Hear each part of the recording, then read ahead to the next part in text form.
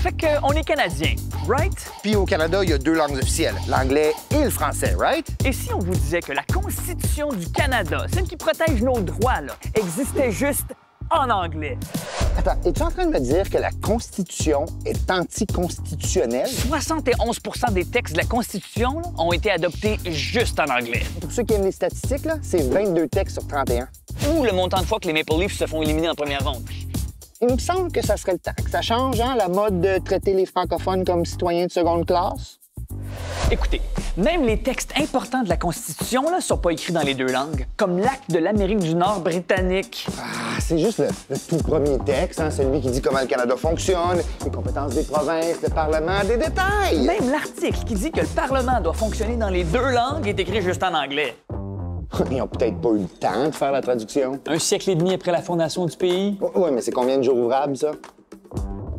En 1982, le Canada a rapatrié sa Constitution. Ça, là, ça veut dire que ça fait 40 ans qu'on peut modifier notre propre Constitution, puis on n'a pas encore adopté une traduction. Je veux dire, pourquoi ils n'ont rien fait avant?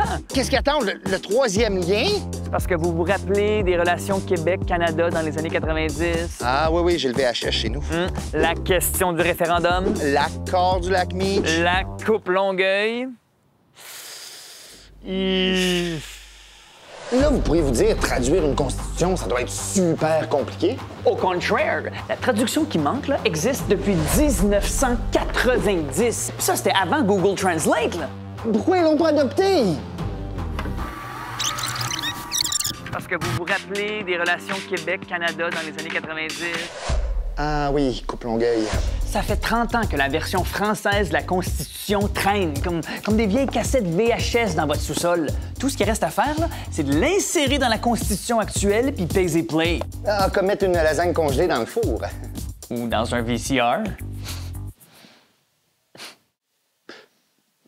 OK. Mais c'est parce que...